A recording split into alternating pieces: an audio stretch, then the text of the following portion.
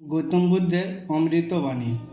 তুমি কোনো জীব হত্যা করবে না, অপরের জিনিস চুরি করবে না, কোনো ব্যভিচার বা অনাচার করবে না, মিথ্যা কথা বলবে না, কাউকে প্রতারণা করবে না, কোনো মাদক দ্রব্য গ্রহণ করবে না, আহারে সংযমী হবে, দুপুরের পর আহার করবে না, নৃত্যগীত দেখবে না, সাজসজ্জা অলংকার পরবে না, বিলাসবহুল শয্যায় শোবে না, কোনো সোনা বা রূপো গ্রহণ করবে না। মন থেকে সকল ভ্রান্তি দূর করতে হবে। উপলব্ধি করতে হবে নিত্য এবং অনিত্য বস্তুর মধ্যে প্রভেদ। আমার উপদেশ যে গ্রহণ করবে সে উপলব্ধি করবে সত্য জ্ঞান বা সম্যক দৃষ্টি। সংসারের পার্থিব বন্ধন থেকে মুক্ত হওয়ার আকাঙ্ক্ষা থাকা চাই।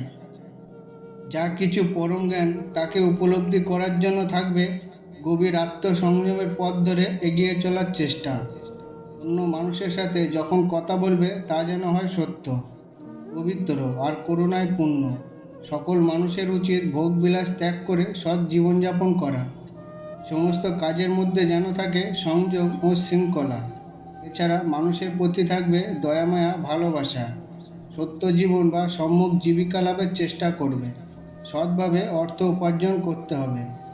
জীবন ধারণের জন্য এমন পথ অবলম্বন করতে হবে যাতে রক্ষা পাবে পবিত্রতা ও সততা। সৎ চেষ্টা করতে হবে। মন থেকে সকল অশুভ ও অসৎ চিন্তা দূর করতে হবে। সাম্যক ব্যায়াম অর্থাৎ সৎ চিন্তা করবে। মানুষ সৎ ও পবিত্র চিন্তা ভাবনার দ্বারা মনকে পূর্ণ করে রাখে। তাহলে জীবন এবং সত্য একাকার হয়ে যাবে। পরম স্তরে উপনীত হলে মানুষ পরম শান্তি লাভ করবে। তার মন এক গভীর প্রশান্তির স্তরে উত্তীর্ণ হবে। দেহের প্রতিটি ইন্দ্রিয় অগ্নিশিখার মতো কামনা বাসনা লোভ লালসার আগুনে জ্বলছে। এইসব মায়া অনিত্য। মানুষের মধ্যে যখন জ্ঞান প্রজ্ঞার আলো জ্বলে ওঠে তখন সব কামনা বাসনার আগুন নিভে যায়। এই সময় মানুষ পরম শুদ্ধ হয়ে ওঠে। আমার উপদেশই আমার পথ নির্দেশ করবে।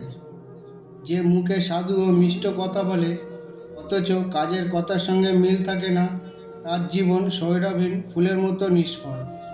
যতদিন পাপ অত্যন্ত ভীষণ রূপ ধারণ করে প্রকাশিত না হয় ততদিন নির্বোধ লোকেরা মনে করে জীবন কত সুখের। তাদের জীবনের চলার পথটা পাল্টায় না। কিন্তু পাপ যখন প্রকাশ পায় তখন ক্লেশ ও কষ্টের শেষ থাকে না। বীর পুরুষ যুদ্ধে হাজার লোককে জয় করতে পারে, এতে বিস্ময়ের কিছু নেই। কিন্তু বিস্ময়ের হলো যখন কেউ নিজেকে জয় করতে পারে, অর্থাৎ মনকে জয় করতে পারে, সেই মানুষই সর্বশ্রেষ্ঠ বীর। বিপদে বিচলিত বা ভীত হবে না। অনেক বিপদ দেখেও স্থির ও প্রশান্ত থাকবে। যে বিপদকে মঙ্গলের দূত মনে করে সে বিপদকে সহজেই জয় করতে পারে। জন্ম নেওয়া ভাগ্যের ব্যাপার, মৃত্যু হওয়া সময়ের ব্যাপার, কিন্তু মৃত্যুর পরেও মানুষের মনে থাকা কর্মের ব্যাপার।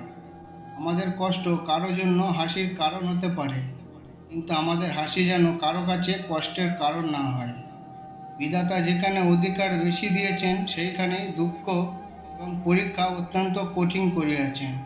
বিধাতার সেই বিধানই জয়ী হোক। তুমি যদি সত্যিই নিজেকে ভালোবাসো তাহলে তুমি কখনোই অন্যকে আঘাত দিতে পারবে না। নিষ্ক্রিয়তা হচ্ছে মৃত্যুর একটি ছোট্ট রাস্তা। কঠোর পরিশ্রমই ভালো জীবনের রাস্তা হয়ে থাকে। নির্বোধ মানুষেরা নিষ্ক্রিয় হয়ে থাকে এবং বুদ্ধিমান মানুষেরা কঠোর পরিশ্রমী হয়।